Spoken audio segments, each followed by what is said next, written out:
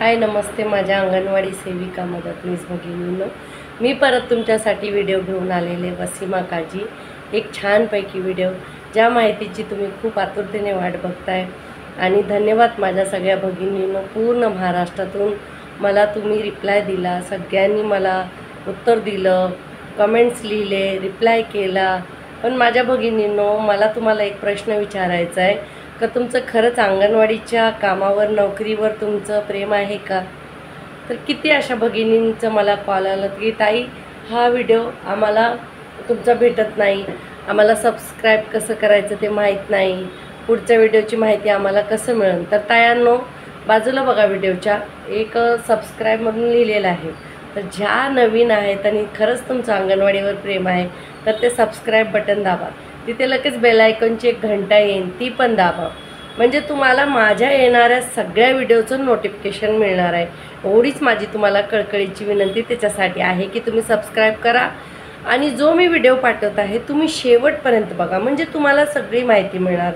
व्हिडिओमध्ये माहिती चांगली असते, मी खूप वाचन केलेलं असतं, याच्यावर अभ्यास करून सगळ्या महाराष्ट्रभरच्या महिला बोलून युनियनच्या पदाधिकाऱ्याला बोलून खूप माहिती गोळा करून मी हा व्हिडिओ बनवते। तर व्हिडिओ थोडा मोठा असतो पण माहितीचा असतो। तुम्हाला जर व्हिडिओ बघायचा पूर्णपणे कंटाळा येत असेल तर मी त्याच्यासाठी तुम्हाला एक आयडिया सांगते। तुम्ही काय करत जा, जेव्हा तुम्ही घरात काम करता तर एक छोटंसं पातेलं घेत जा, त्याच्यामध्ये मोबाईल ठेवायचा आणि व्हिडिओ सुरू करायचं। बघूनच पूर्ण व्हिडिओ असा समोर ठेवूनच बघणं काय गरजेचं नाही, तुम्ही ऐकू पण शकता, आवाज ऐकायची आपल्याला। माझं थोबड तर तुम्हाला माहितीच आहे ना, त्याच्यात काय दुसरं नवल आहे का बघण्यासारखं। पण तायांनो खरंच मला खूप आनंद झाला की एवढ्या महाराष्ट्रभरातून खूप साऱ्या माझ्या भगिनींनी मला रिप्लाय दिला, ताई तुम्ही कशा आहेत, व्हिडिओवर रिप्लाय दिला, मुख्य सेविकेची जी माहिती तुम्हाला मी द्यायची होती, तुमच्या प्रतिक्रिया मला पाहिजे होत्या, म्हणजे मला सगळं युनियनशी बोलायचं होतं। आणि तायांनो मी तुम्हाला सांगते, आत्ता सध्या फक्त मुंबईमध्ये म्हणजे कसं चाललं आहे की फक्त माहिती मागितली आहे। ज्या 45 वर्षाच्या आतमधल्या सेविका आहेत, ज्यांनी पदवीधर आहेत आणि ज्यांना 10 वर्षाचा अनुभव आहे, त्यांची फक्त माहिती मागितली आहे।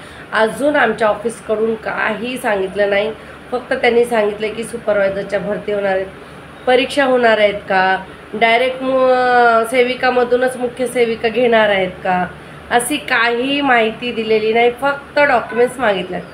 तर आता बघा, ग्रामीण जागी वेगळं असणार, शहरी वेगळं असणार, तुमच्या इकडे काय चाललं आहे। म्हणून मी तुम्हाला सगळ्यांना सांगितलं होतं की सगळ्यांनी मिळून जर आपण ग्रामीण भागात शहरी भागात वेगवेगळ्या प्रकल्पात वेगवेगळं काय चाललं आहे। आमच्या इकडं मुंबईला फक्त मला 4-5 प्रकल्पातून मेसेज आले की ताई आमच्या इकडे पण फक्त डॉक्युमेंट्स आणि नावं मागितलेत आणि बाकीच्या इकडे अजून काही मागितलं नाही। आता खूप जागी कसं आहे माहिती का, मुख्य सेविका खूप कमी आहेत, भरती नाही आहे आणि त्यांच्याकडं कामं खूप जास्त आहेत, इलेक्शनची पण कामं आलेले आहेत। आम्ही नॉन पॉलिटिकल कॅम्पेन पण करत आहोत, एक सेवा म्हणून आम्ही एक नुक्कड नाटक करत आहोत आणि ते नाटकाचं लिंक पण मी तुम्हाला याच्यावर टाकणार आहे। आम्ही अंगणवाडी सेविकांनी स्वतः नाटक बसवलं आहे, लिहिलं आहे, मी हे नाटकाची लेखिका आहे। मला छंद आहे, जनजागृती कार्यक्रम मी नेहमीच करते आणि मला काही महिला बोलल्या कशाला करायचं, काय करायचं। हे बघा, आपण जोपर्यंत अंगणवाडी सेविका म्हणून नोकरीवर आहोत तोपर्यंत आपलं ते कर्तव्य आहे, आपल्याला ज्या ड्युटी देतील, जे कामं देतील ते करायचे आहेत। आणि आपल्याला विरोध कसा करायचा आहे, कामाव्यतिरिक्त वेळेनंतर काही काम दिलं तर त्याच्यावर विरोध करायचा आहे, काही अन्याय आपल्यावर झाला तर त्याच्यावर विरोध करायचा आहे। उगाच ऑफिसवाल्यांनी जर आपल्या कामाच्या वेळेत आपल्याला कामं दिली तर त्याच्यावर विरोध नाही करायचा, आपल्याला करून फायदा पण नाही आणि कशासाठी नाहीच करायला पाहिजे। आपलं काम आहे, आपण मानधनी असो काही असो, आपल्याला वेळेवर आता मानधन येतं आहे अकाउंटला, उशीर होतो, मार्च महिना होता ते झालं, आता आपल्याला मार्च महिन्याचं पण मानधन आलेलं आहे। दुसरं म्हणजे आता आचारसंहिता आहे असं सांगितलं गेलेलं आहे, पण मला हाच प्रश्न पडला की आचारसंहितामध्ये यांनी कशी काय कामं सुरू केली। तर आता समजलं आहे की फक्त पेपर घेत आहेत, सॉर्ट आउट करणार आहेत, याच्या परीक्षा होतील, काय होतील मी तुम्हाला सांगितलं, याची अजूनच काही माहिती नाही। मी जेव्हा सुपरवायझरला जाऊन भेटले, CDO पेन ऑफिसमध्ये अधिकाऱ्यांना जाऊन त्यांनी सांगितलं की आम्हाला वरून एवढीच सांगितलं आहे, ऑर्डर आलेली आहे की ही सगळी माहिती गोळा करून ठेवायची। तर क्वीनच्या स्वरूपात खूपच कमी महिलांची माहिती झालेली आहे, कमीत कमी मुंबईमध्येच खूप साऱ्या 100पर्यंत मुख्य सेविकेच्या जागा रिकाम्या आहेत असं मी ऐकलेलं आहे आणि त्याच्यामध्ये खूप कमी मुली ह्या क्रायटेरियात बसतात. तर सगळ्यांचं एकच मत आलेलं आहे पूर्ण महाराष्ट्रात. जेव्हा मी पूर्ण महाराष्ट्रातून, पूर्ण जिल्ह्यातून, तालुक्यातून जेव्हा आपल्या अंगणवाडी सेविकांची मतं मागितली तेव्हा मला एकच सगळ्यांचं मत आलेलं आहे की ताई, आपल्याला अनुभवावरून आणि आपल्या कामावरून घ्यावं, वयाची अट ठेवू नये आणि शिक्षणाची अट ठेवू नये. माझं पण हेच म्हणणं आहे. कारण वय आणि शिक्षणाची जर अट ठेवली तर आपल्या इकडे तुम्हाला माहिती आहे का 10वी पास CDPO होऊन गेलेत. CDPO करू शकतात 10वी पास. त्यांचं पुढचं शिक्षण त्यांनी यशवंतराव चव्हाणमध्ये केलं आहे आणि 10वी पास मुख्य सेविका अजूनसुद्धा आहेत. मग आमच्याच वेळेस हा कायदा का आला? आणि आपल्या युनियनची जेव्हा बोलणं झालं मागच्या वेळेस स्टे आणला होता की आमच्यामधूनच घ्या आणि हा क्रायटेरिया नको. 2023चा जो GR आहे त्याच्यामध्ये काही वयाची अट नाही, शिक्षणाची अट नाही. तुम्ही पण वाचलं, मी ग्रुपमध्ये पण ते टाकलेलं होतं. तर तायांनो, मला एकच सांगायचं आहे की आतापर्यंत फक्त डॉक्युमेंट्सच मागवत आहेत. कुठे अजून परीक्षा, भरती, परीक्षेची वेळ वगैरे काहीच ठरलेलं नाही. तर मला वाटतं की हे काम आचारसंहिता लागू असल्यामुळे इलेक्शन नंतरच होणार आहे. इलेक्शनमध्ये काहीतरी आपल्याला काम द्यावं, बिझी ठेवावं म्हणून ठेवलं असंच मला तर वाटतंय. कारण कसं आहे, मला माझं तुमच्याशी बघा डिस्कशन असतं. मी काय सरकारमध्ये नाही, कोणी मंत्री नाही का, मुख्यमंत्री नाही का, उपमुख्यमंत्री नाही की मी तुमच्यासाठी डिसिजन घ्यायला. जर मी असते ना तर 2 दिवसात डिसिजन घेऊन टाकला असता, शासकीय दर्जा पण दिला असतं, सगळं केलं असतं. तर मी काय त्याच्यामध्ये पॉवरमध्ये नाही. मी पण तुमच्यामधलीच एक बहीण आहे. पण मला छंद आहे, माझ्या अंगणवाडी सेविका मदतनीसवर जर अन्याय झाला तर मी ते ठाम उभे आहे. माझं अजून पण आणि एकच मत आहे की कोणी होऊ द्या, पण आमच्या अंगणवाडी सेविकामधून मुख्य सेविका झाली पाहिजे. आता कशा मदतनीसमधून सेविका घेतल्या तशाच मुख्य सेविका पण सेविकामधून घ्या. त्याच्यासाठी पदाची काही गरज नाही. कारण कम्प्युटर पण आमच्या मुलीला येतं, मोबाईल चालवायला येतं, तर मग सगळंच येणार. मोबाईल काय चालवत नाहीत का? मुख्य सेविकांना पण सेम मोबाईल भेटलेला आहे, त्याच्यात कोणतं नवल. आणि आमच्याच मुली ज्या 10वी पास आहेत अंगणवाडी सेविका, ते रिपोर्ट टॅली करून देतात, ऑफिसची सगळी कामं करून देतात, तर मुख्य सेविका का होऊ शकत नाही? माझा पण असाच प्रश्न आहे सरकारला. म्हणून हा व्हिडिओ तुम्ही जास्तीत जास्त सगळ्या आपल्या अंगणवाडी सेविकांना शेअर करत जा, म्हणजे सगळ्यांची मतं येतील. पूर्ण महाराष्ट्रातून जर आपण एकमत झालो तर आपलं काहीतरी होईल. काय होतं, थोडीशी आपण काहीतरी चालू केलं, कुणी सुरू केलं, त्याच्यामध्ये काहीतरी लोकांचे नकारात्मक विचार, सकारात्मक विचार आणि जास्त करून नकारात्मक विचार येतात. पण ह्यावेळेस मला आनंद झाला आहे की सगळ्यांचं, आपल्या अंगणवाडी सेविकांचं एकच म्हणणं आहे की ताई, आपल्या मुख्य सेविका ह्या आपल्या सेविका म्हणून होऊ द्या. कमीत कमी ना 70% महिलांचं हेच म्हणणं आहे. तुम्ही मला डिग्र्या पाठवल्या, शिक्षण पाठवलं. आपण एक ग्रुप पण निर्माण केलेला आहे याच्यावर सगळं डिस्कस करायला. हा बघा, मी व्हॉट्सअप ग्रुप का बनवला त्याच्या मागचं कारण पण मी तुम्हाला सांगते. काय होतं, ग्रामीण भागात आहे ना जास्ती करून कधी कधी लाईटी नसतात. मोबाईल असू द्या, नेट असू द्या, वायफाय असू द्या, पण लाईटच नसली तर काय असतं. आणि जास्ती करून उन्हाळ्यात लोड शेडिंगच्यामुळे लाईटी बंद करतात, कारण शहरची लोक आरामात राहावं म्हणून. इकडे 1 मिनिट जरी लाईट गेली तर उकाड्याने मरून जाऊ म्हणून ते लोक आपल्यासाठी ती गावच्या लाईटी बंद करतात. मग त्या अंगणवाडी सेविकाचा मोबाईलच रिचार्ज नाही झाला तर वायफाय असू द्या, डेटा असू द्या, ते बघणार कुठं? तर मग कसं होतं की जर व्हॉट्सअपवर काही इमर्जन्सी, काही मेसेज असला तर आपण व्हॉट्सअपवर टाकू आणि त्या आपल्या भगिनी नंतर बघतील. कारण मुंबईमध्ये, शहरामध्ये राहणाऱ्या लोकांना माहीत नाही की गावी कसं असतं. बरं, माहिती, मी गावची आहे, मला सगळं गावात कसं असतं ते सगळी माहिती आहे. किती ऊन असतं. आता उन्हाळा असला की पाण्याचा त्रास असतो, पाणी नसतं, प्यायला नाही, जनावराला नाही, आंघोळीला नाही, खूप समस्या असतात. आणि मुंबईला शहर भागात कसंही काही करून सगळं मिळतं. पण तुम्हाला एक गोष्ट सांगू, आपण सगळ्यांनी मिळून काहीतरी चांगला एक विचार करायचा आणि आपल्यामधला होता. हा तुमचा पण विचार आहे, मला खूप बरं वाटलं, मला आवडलं तुमच्या प्रतिक्रिया सगळ्यांचे. आणि ज्या अजूनही व्हॉट्सअप ग्रुपमध्ये जॉईन नाही झालेल्या आहेत त्यांना मी नंबर दिलेला आहे सगळ्यांना. मी डिस्क्रिप्शनमध्ये नंबर टाकते, तुम्ही सगळ्यांनी व्हॉट्सअप ग्रुपला जॉईन व्हा आणि आपले विचार मांडायचे.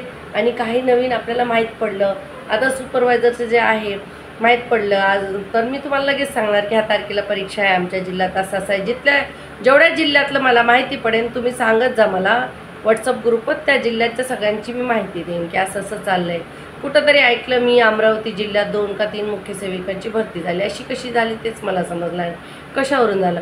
मग मी युनियनच्या ग्रुपला हा प्रश्न विचारला, तर असं काही अजून झालेलं नाही. फक्त डॉक्युमेंट्सही नाव घेतात एवढी माहिती आहे. दुसरं मला भगिनींनो तुम्हाला एकच प्रश्न जो माझा नेहमीच असतो की तुम्ही तुमच्या जीवनात सध्या काय करत असतात. Now I will talk in English. I am learn now English and myself Waseema and I love everyone ICDS worker. I feel proud of my job because this is not only job, this is a social worker. So many little children around me, and I am interacting with children, and I am sitting with children, and children laughed and smile, and I also smile. So I'm so happy because my job is not job, my job is giving job, social work job. I am happy for my job and I love ICDS and Anganwadi teacher.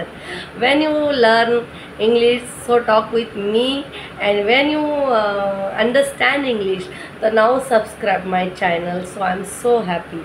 तर मी एवढी English शिकलेली आहे आणि शिकत आहे. तुम्ही काय केलं नवीन जीवनात तुमच्या, तुम्ही काय शिकत आहात? हे बघा, मी नेहमीच प्रश्न तुम्हाला टाकते आणि तुम्हाला काय काय महिला बोलतात की हे काय नेहमी कामाचं. अरे पण तुम्ही एक निरीक्षण केलंय का कधी? बघा, उंदीर मामाला बघा, गावातल्या महिलांना जास्त करून माहिती असतात. आपल्याकडे जे उंदीर मामा असतात ना, उंदीर मामाची तुम्ही शेतात बघा, किती त्यांनी त्यांची घर करून ठेवलेले असतात. उंदीर मामाने किती घर असतात? एक बिळ असतो का उंदराचा? इकडून एक, तिकडून एक, तिकडून एक, तिकडून एक, कमीत कमी 50-60 बिळ त्यांनी करून ठेवलेले असतात. का? त्यांचा शत्रू नागोबा येत असतो आणि नागोबा ह्या वेळातून आला तर मी त्या वेळातून निघून जाईल, त्या वेळातून आला तर त्या वेळातून निघून जाईल. तसं आपल्याला काही सेविका फक्त अंगणवाडीवरच आहेत, त्याच मानधनावर आहेत, त्यांना खूप त्रास होतो. कारण एकतर पैसे मानधन वेळेवर येत नाही, मानधन कमी आहे, महागाई एवढी जास्त झालेली आहे, ह्या सगळ्या गोष्टी. आणि ह्या पैशाची वाट बघून थकून आपण कर्जबाजारी होतो. बरोबर आहे का नाही? मग कर्ज काढून कुठं तरी खर्च करतो आणि आलेला मानधन जसं तसं आपल्याला कर्जामध्ये जातो. काही महिला तर व्याजाने पैसे काढतात. मला कमेंट्स केले, फोन केले, ताई पगार वेळेवर होत नाही तर आम्हाला व्याजाने पैसे काढावे लागतात. पण आपलं एवढं चांगलं कम्युनिटी स्किल आहे, म्हणजे आपल्याचा लोकांबरोबरचा संपर्क चांगला आहे, आपल्याला बोलायची पद्धत चांगली आहे, जे आपण ट्रेनिंगमध्ये वगैरे शिकलो. तर का तुम्ही काय विकू शकत नाही? फक्त एकाच अंगणवाडीच्या नोकरीवर का बसलात? 2-4 कामं सुरू केली. अंगणवाडी फक्त तुम्ही एक जॉब छोटासा म्हणून ठेवा ना, पूर्ण जीवनच अंगणवाडी हे जे करतील ना त्यांना दुःखच होणार. कारण आता ना सगळं बदललं आहे. बघा, अचानक आपल्याला माहीत होतं का मुख्य सेविकेचं काय होईल? हे जे महाराष्ट्रात चाललं आहे, हे सरकार अचानक काही पण कुठं पण काय पण करतात. तर हे असंच चाललं आहे. मग सरकारच्या पुढे आपण जाऊ शकतो का? शेवटी आपली सरकारनं दिलेली आपल्याला नोकरी आहे, आपण सरकारच्या पुढे जाऊन काम करू शकत नाही. जे सरकार करणार तेच करावं लागणार आहे ह्या नोकरीमध्ये. पण ह्याच्या व्यतिरिक्त आपण दुसरी कामं करू शकतो. हे बघा, तुम्हाला मराठी चांगलं बोलता येतं तर मराठी शिकवण्याची तुम्ही क्लास सुरू करा, यूट्यूबवर टाका. अहो किती पैसे कमवाल याच्यात तुम्ही. आणि दुसरं म्हणजे जर मराठी शिकायचं असलं कुणाला तर आवडीनं शिकतील तुमच्याकडे. आपल्याकडे किती मोठी गोष्ट आहे. किती लोक मला त्यात मैतात बोलतात, ताई तुमचं मराठी किती छान आहे, हो आम्हाला मराठी शिकायचं. पण तायांनो खरंच माझ्याकडे वेळ नाही एवढा, कारण मी संस्था चालवते, बचत गट बनवते, माझे वस्तीतर संघ आहे, मी वेगवेगळे प्रोजेक्ट करते, मला खूप छंद आहे जनजागृती कार्यक्रम करायचा. मी नाटक करते, नाटकच्या स्क्रिप्ट लिहिते आणि मला मोटिवेशनल स्पीकर बनायचं आहे, सायकोलॉजी ट्रेनिंग घेते आणि आता इंग्लिश शिकायची पण मी सुरुवात केलेली आहे, जी तुम्हाला आता मी बोलून दाखवलं. तर तुम्ही का फक्त अंगणवाडीवर बसलात? आता किती दुःख होतं. 45 वर्ष वय होऊन गेलं, आपला सुपरवायझरमध्ये फॉर्म भरत नाही. दुःख होतं का नाही? अहो सुपरवायझरपेक्षा जास्त तुम्ही कमवू शकता. तुमच्याकडे टॅलेंट आहे. मी कितीदा म्हणते, ज्यांना गाणं येतं त्यांना गाण्याचं चॅनल सुरू करा, त्यांना गोष्टी येतं गोष्टीचं चॅनल सुरू करा, ज्यांना स्किल येतं टाकाऊपासून टिकाऊ वस्तू बनवा, काही पेंटिंग करा, चित्रकला करा, विजिटिंग कार्ड बनवायला येतात तुम्हाला ते बना, विका. अहो दगडं विकतात, विकायला गेले की दगडं विकतात. तुम्हाला माहिती का मुंबईसारख्या शहरात लोक गौऱ्या विकतात, गौऱ्या. सणासुदाला फुलं विकतात, झाडं विकतात, साली विकतात, काही पण विकतात. एकदा तर मला असं ना, तुम्हाला एक मज्जा म्हणून सांगते बरं का, मी अशी मुंबईला नवीन आले ना, तुम्हाला खरं सांगू मला मुंबईला राहावं असं जास्ती वाटत नाही. कारण आता इथं एवढं पोल्युशन झालं आहे, श्वासोच्छ्वास घ्यायला कधी कधी त्रास होतो. एवढ्या अरुंद अरुंद गल्ल्या, त्याच्यामध्ये फिरायचं आणि माणसं वेड्यासारखी मोबाईल घेऊन एकमेकाला धडका लागतात. सॉरी सॉरी सॉरी म्हणून पुढे निघतात. एवढा वेळ नाही आहे लोकांकडे, एवढे busy, I am so busy, I am so busy, I am, त्याला बघा बिझी, याला बघा बिझी, ह्याला बघा बिझी, अरे एवढे बिझी. तर एवढा त्रास मला कधी कधी वाटतं गावी येऊन मस्त सुखात राहो. खरंच तायांनो, मी खोटं नाही बोलत. मला शेतीचा, मला बाग बगीच्याचा खूप छंद आहे, मला करावं असं वाटतं. मी जाते गावी, झाडं लावून येते, माझी मम्मी बघते झाडांना वगैरे, एक माळी आहेत ते पण बघतात, आंब्याची झाडं लावली आहेत, मला खूप छंद आहे. तर आपल्याला करण्यासारखं किती सगळी चांगली कामं आहेत. करा, बिझी व्हा. नुसतं अंगणवाडी अंगणवाडी. आता तुम्ही रात्र न दिवस पश्चाताप केला तरी काय होणार आहे? जे सरकारला करायचं तेच करणार आहे. अहो 6 गेल्या आपल्या वारल्या, काय सरकारचं डोकं आलं का ठिकाणावर? काय त्यांना वाटलं का महिला गेलेल्या आहे त्यांना काहीतरी वाढीव देवा करावं? काय नाही, सरळ म्हणले काढून टाका ह्यांना, जर ह्या कामावर परत आले नाही तर मेस्मा कायदा लावा, ह्यांना कुठेही फेका. असले शब्द आपल्यासाठी. तर म्हणूनच तुम्हाला सांगते, आता इलेक्शन आलेलं आहे ना, त्याच्यामध्ये काहीतरी कारागिरी करून दाखवा. एवढाच आपल्याला एक चान्स असतो. त्याच्यामध्ये काही करा तर लगेच दुसरं वेळी आम्ही इलेक्शनची कामं करायची का, आम्ही ड्युट्या करायचं का? अहो जनजागृती करणं आपलं कामच आहे. कारण आपण जनजागृती नाही केली तर त्यांचेच चमचे चेले चपाटे वोटिंग करतात आणि नेहमी जी जिंकून येतात तीच येणार आणि तेच राज्य आपल्यावर करणार. काहीतरी बदलावा पाहिजे तर आपल्याला 100% आपल्या एरियातली लोक बाहेर काढली पाहिजेत का नाही मतदानाला? जेवढं जास्ती मतदान वाढेल काहीतरी सुधारणा होईल, हे लक्षात घेऊन आम्ही जनजागृतीचं कार्यक्रम करतो. माणसानं स्वार्थी असावं, मी पण स्वार्थी आहे म्हणून करते. मला वाटतं माझ्या अंगणवाडीच्या महिलांचं भलं व्हावं, त्यांच्याबरोबर माझं पण भलं होणार आहे. तुम्हाला एकट्याला मानधन वाढणार आहे का? मला पण वाढेल, शासकीय दर्जा मला पण मिळेल, आहे ना? आता आचारसंहितेसाठी सगळी कामं थांबले, हे मधूनच कुठून सुपरवायझरच्या भरत्या निघाल्या तेच मला समजत नाही. कुठे अजून भरती झालेली नाही, फक्त पेपर घेत आहेत आणि पश्चाताप नको करायला. 2 वर्ष कोरोनाचे त्यांना कट करा असं सांगितलेलं आहे. युनियन पण प्रयत्न करत आहे. युनियनमध्ये पण पूर्ण महाराष्ट्रातून प्रतिक्रिया येत आहेत. अजून त्याच्यावर काही निर्णय युनियनने दिलेला नाही. युनियन बोलला आणि ते बोललं की मी तुम्हाला व्हिडिओच्या माध्यमातून सगळ्या महाराष्ट्रभर सांगणार. तर असं काही डोक्यात घेऊन बसू नका, दुसऱ्या कामावर फोकस करा. रात्रंदिवस सुपरवायझर बनायचं. एकदा सुपरवायझरशी जरा बोलून बसून बघा. काय त्यांचे पण काय काम सगळं चांगलंच आहे असं नाही, त्यांच्या पण पगारांचा पत्ता नसतो. एवढं काम तिकडून CDPO ओरडतात, इकडून मुली येतात, त्यांचे पण कामाचं काय एवढं नाही हो. मी बघितलेलं आहे जवळून. काही सुपरवायझर आमच्यामधून झाले, मैत्रिणी सांगतात आम्हाला, त्यांना पण काय काय त्रास असतात. सगळं सोपं नसतं, सगळं करूनच बघावं लागतं. आणि मी तर ऐकलं आहे की ह्याच्याशिवाय काय होत नाही. तर मग ते देऊन करायचंच असतं, मग कशाला करायचं आहे? मला तर नाही करायची असली कामं. त्याच्यापेक्षा 2-3 दुसरी कामं बघा. अहो शिक्षिका म्हणून ट्युशन सुरू करा, किती छान ट्युशन आपण घेऊ शकतो. हे तर बिझनेस केला आहे लोकांनी, ट्युशन म्हणजे. का नाही तुम्ही घेऊ शकत? संध्याकाळी फ्री असता, ट्युशन घ्या, डबल पैसे कमवा. हो, फक्त सुपरवायझरांना अंगणवाडीच्या याच्यावर जीवावर बसून काय होणार आहे का? नाही ना तायांनो, मी तुमच्या भल्यासाठी नेहमी बोलते बघा. मला काही नाही. आता कसं आहे ना, मग एक वाईट खरीच गोष्ट आहे. मला कुणीतरी कमेंट केला की नेता मंत्री कसे होत आई 70-70 वर्षापर्यंत चालतात, त्यांना हे रिटायर होत नाही, ह्यांना परत परत तिकीट देतात आणि आपल्यालाच का लगे वयाची मर्यादा ठेवली. बरोबर आहे ताई. अहो आपल्यातले जेवढे म्हातारे तेवढे पुढे असतात. बाहेर देशात म्हातारे जे असतात ते बसून खातात, तरुण लोक काम करतात. इथं म्हातारे पेन्शनसुद्धा घेतात, टेन्शनसुद्धा देतात आणि तरुण लागलेत भटकायला आणि म्हातारीच लागलेत चिटकायला जिथं तिथं. आपल्या तर महाराष्ट्रात तसं खूप दुर्दैव आहे. सगळीकडे बघा, निघतच नाहीत ते लोक. जागा कशा रिकाम्या होणार आणि दुसरी लोक कशी लागणार ह्याचा विचारच नाहीत करत. आपल्यासाठीच फक्त सगळी बंधनं अंगणवाड्यांसाठीच आहे. अंगणवाडीच्या महिलांनी असं केलं, अंगणवाडीत असं झालं. अरे काय आमच्यावरच रात्रंदिवस CCTV लावून बघता का? 1 लाख पगार घेणाऱ्या शिक्षकाकडे जा, शाळेत 2.5-3 लाख पगार घेणाऱ्या डॉक्टरकडे जा, दवाखान्यात सरकारी. फक्त अंगणवाड्या.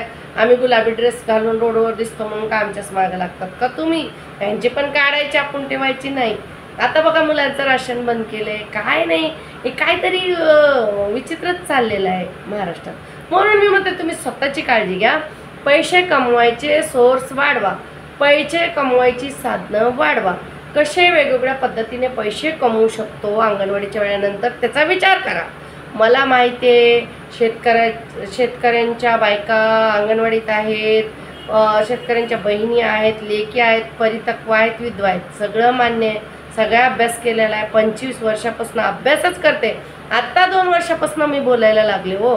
25 वर्ष अभ्यासच केला आहे. मला गावचं, शहराचं, ग्रामीण, आदिवासी, हे सगळं OBC, हे सगळं मला याचं नॉलेज आहे. अपंग महिलांना याच्यात प्राधान्य मिळावा ते पण मान्य आहे.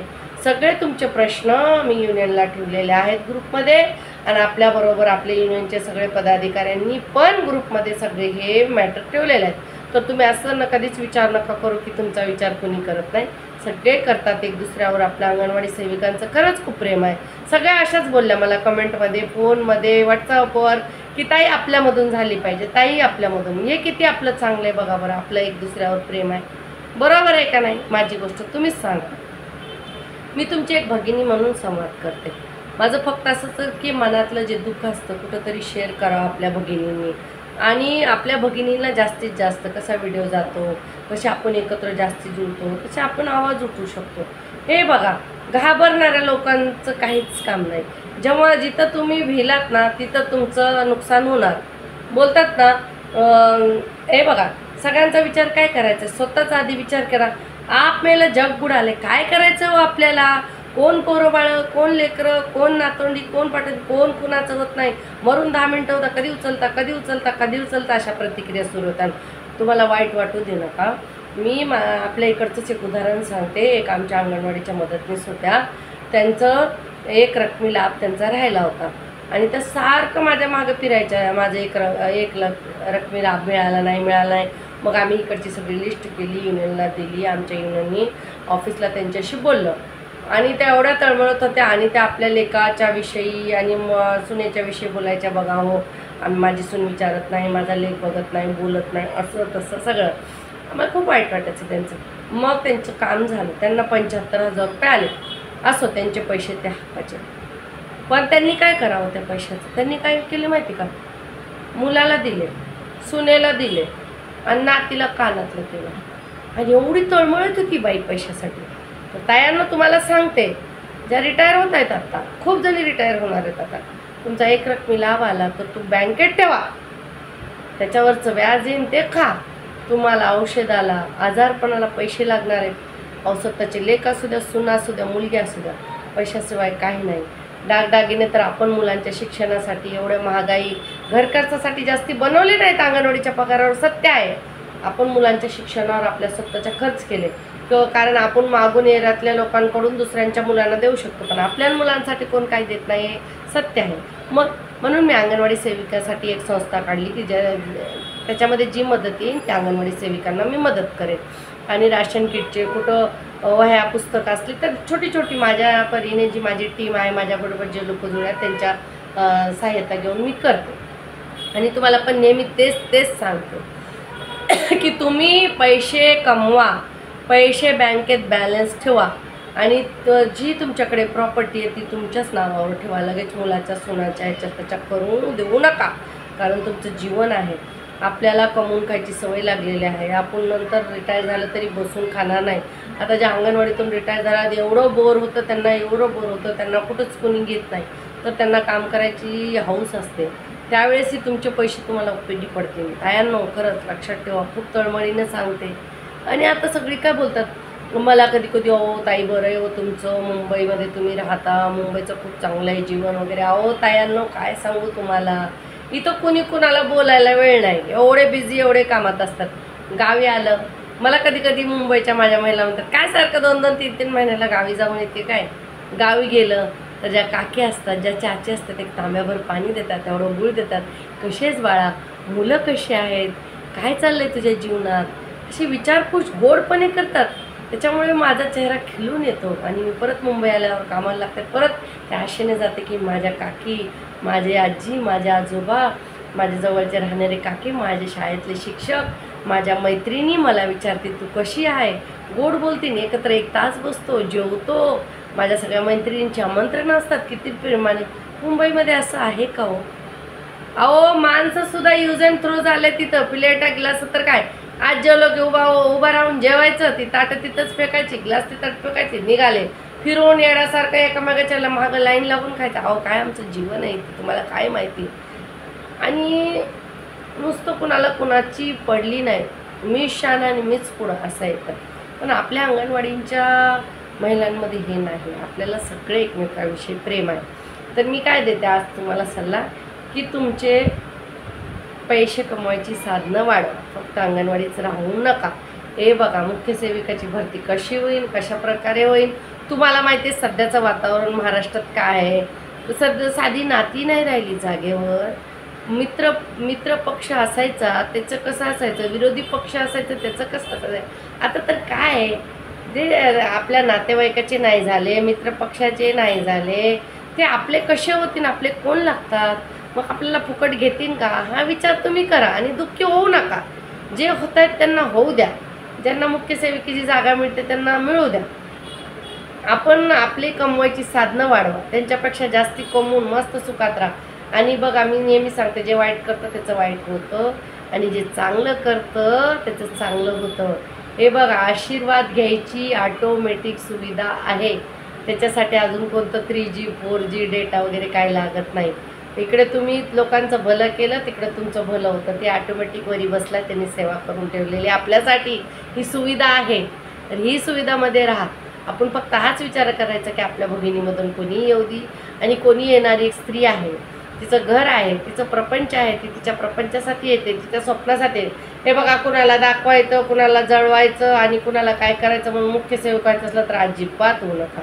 तुम्हाला सेविका म्हणून तरी एरियात जायला मिळतं, 4 लोकांशी भेटायला मिळतं. मुख्य सेविकाला तर एक अधिकारी CDPO आणि सेविका यांच्याशिवाय तिसरी जागा नाही. माझ्या मैत्रिणी मुख्य सेविका खूप आहेत, मला चान्स पण होता.